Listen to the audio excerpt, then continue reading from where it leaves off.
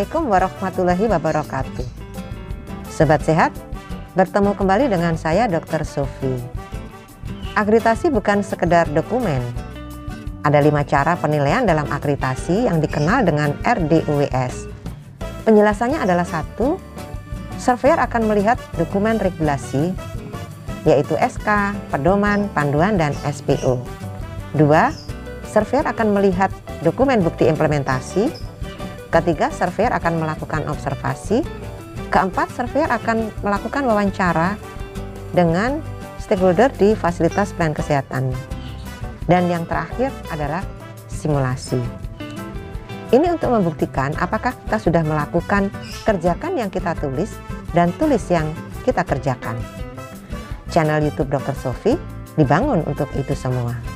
Sobat sehat, di video saya yang ke-229 ini akan membahas perlindungan kesehatan petugas yang merupakan bahasan ke-10 dari kewaspadaan standar, pencegahan, dan pengendalian infeksi di fasilitas kesehatan tingkat pertama. Sebelum melihat video 229 ini, saya anjurkan Sobat Sehat melihat video tentang PPI di FKTP pada video 212 sampai dengan video 228 dan video 132. Di video 229 ini, kita akan membahas perlindungan kesehatan petugas. Seperti telah dibahas pada video 216 tentang ruang lingkup PPI di FKTP, perlindungan kesehatan petugas merupakan pembahasan ke-10 dari kewaspadaan standar yang merupakan lapis pertama dari kewaspadaan isolasi. Yuk kita bahas perlindungan kesehatan petugas. Dalam perlindungan kesehatan petugas, kita akan membahas 5 hal, meliputi maksud, tujuan, prosedur perlindungan kesehatan, tata laksana pasca pajanan, dan alur paparan pasca pajanan. Apa maksud perlindungan kesehatan petugas? Maksud perlindungan kesehatan petugas adalah agar tercipta tatanan kerja di setiap fasilitas kesehatan tingkat pertama yang mempertimbangkan aspek keselamatan dan kesehatan petugas, terutama risiko pajanan penyakit infeksi. Apa tujuan perlindungan kesehatan petugas? Tujuan perlindungan kesehatan petugas adalah melindungi kesehatan dan keselamatan petugas, baik tenaga medis, perawat, bidan, maupun petugas penunjang sebagai orang yang paling berisiko terpapar penyakit infeksi karena berhadapan langsung dengan pasien penderita penyakit menular setiap saat atau akibat terpapar dari lingkungan fasilitas pelayanan kesehatan. Bagaimana prosedur perlindungan kesehatan pada petugas? Prosedur perlindungan kesehatan pada petugas meliputi 6 hal. Pertama, semua petugas menggunakan APD sesuai indikasi saat memberikan pelayanan yang berisiko terkena paparan darah, produk darah, cairan tubuh, bahan infeksius atau bahan berbahaya lainnya. Kedua, petugas kesehatan saat melaksanakan tugas agar memperhatikan hal-hal sebagai berikut. Segera melakukan kebersihan tangan saat tiba di tempat kerja. Menggunakan baju kerja yang berbeda dengan baju kerja yang dipakai dari rumah. Dianjurkan baju yang dipakai dari rumah diganti dengan baju kerja saat tiba di fasilitas kesehatan dan ditukar kembali saat akan pulang kerja, terutama bagi yang bertugas di unit pelayanan yang berhadapan langsung dengan pasien atau dengan risiko pajanan tinggi. Tidak menggunakan aksesori di tangan seperti cincin, gelang, jam tangan, warna kuku, dan lain-lain. Kuku tidak panjang pada saat akan melakukan tindakan medis. Ketiga, dilakukan pemeriksaan berkala terhadap petugas kesehatan semuanya, terutama pada area risiko tinggi. Misalnya ruang TB, ruang VCT, dan lain-lain yang dapat terpapar penyakit infeksi. Sehingga perlu diberikan imunisasi sesuai risiko paparan pada petugas yang dihadapi, termasuk hasil konsultasi profesional kesehatan, misalnya imunisasi hepatitis B. Keempat, tersedia kebijakan penata laksanaan akibat tusukan jarum atau benda tajam bekas pakai pasien sebagai berikut: prosedur pemeriksaan, alur penanganan pasca pajanan, dan pemberian imunisasi. Kemudian tersedianya obat-obat terkait penanganan pasca pajanan dan tim kesehatan yang ditunjuk. Kemudian mekanisme pelaporan kejadian. Dan berikutnya sistem pendokumentasian kejadian pasca pajanan.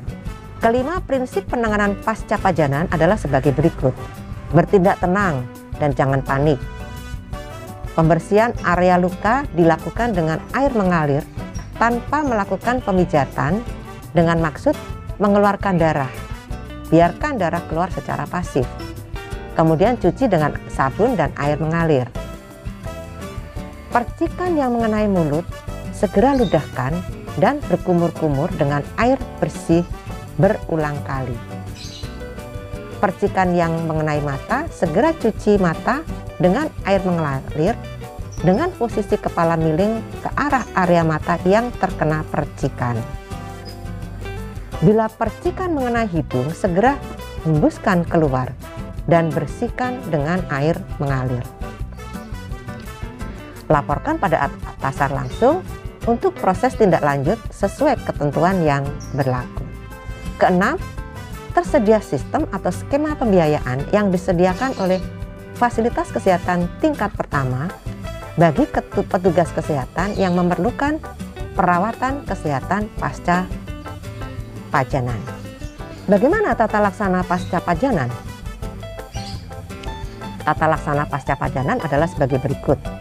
Pertama, jika tertusuk benda tajam bekas pakai, maka jangan panik. Cuci di bawah air mengalir. Biarkan darah yang keluar sebanyak-banyaknya. Dan jangan memijit area luka, karena akan membuat sisa bekas tusukan semakin masuk ke dalam luka. Kemudian obati luka. Lalu laporkan kepada atasan untuk segera membuat laporan ke penanggung jawab PPI sebagai bahan upaya pencegahan dan pengobatan di klinik. Dilakukan penelusuran jarum bekas pakai pasien dan apakah pasien terpapar HIV, hepatitis B, atau lainnya. Jika pasien negatif, maka kasus tidak dilanjutkan. Petugas diberikan konseling kesehatan. Jika pasien positif, maka pastikan status petugas atau korban tidak terpapar dari HIV, hepatitis dengan pemeriksaan laboratorium. Jika negatif, maka petugas diberikan konseling saja dan imunisasi sesuai ketentuan. Setelah diberikan imunisasi kepada petugas, dilakukan pengawasan 3, 6, 12 bulan atau sesuai standar yang ditetapkan oleh fasilitas pelayanan kesehatan. Kedua, jika terpajan cairan tubuh pasien,